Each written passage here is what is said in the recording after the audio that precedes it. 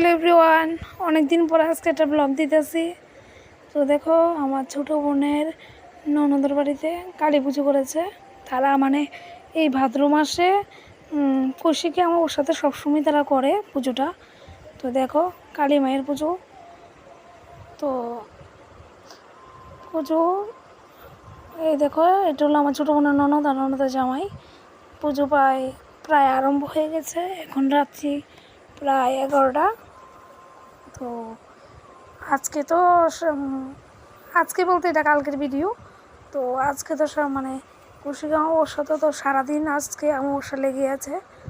তো খুব তাড়াতাড়ি পুজোটা আরম্ভ হয়ে গেছে, কারণ অমাবস্যার নিশি লেগে গেছে এই জন্য। তো দেখো, আমরা এদিকে একটু এনজয় করছি, সবাই মিলে একটু ফটোশ্যুট করছি। আর এখানে দেখো, মায়ের জন্য অনেকগুলো সবাই মোমবাতি এনেছিল, তো জ্বালিয়ে দিল। আর দেখো, তারা এক তালে ঢোল কাঁসা বাজাচ্ছে ডাকি ভাইয়েরা। তো তাদের একটু ঘুরিয়ে দেখিয়ে দিলাম। আর আমরা এদিকে দুই একজন নাচছি। তো আমাদের নাচ কেমন হয়েছে বলবে। আর দেখো, এখানে মা একজনের উপর ভর করেছে। তো ওই দিদিভাইটা পরে আছে। তো মাঠটা মা ওই রক্ষা করবে। তো দেখো, দিদিভাই আস্তে আস্তে উঠে অনেকক্ষণ নৃত্য পরিবেশন করবে।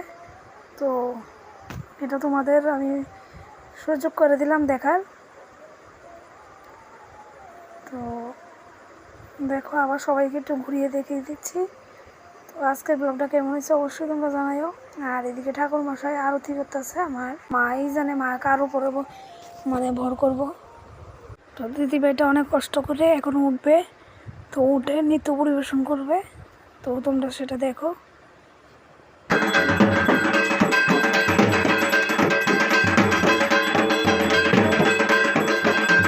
তো ঠাকুর মশাই আরতি করে সেটা প্রদীপটা আমাদের দিকে পাঠালো। তো আমরা আশীর্বাদ নিই।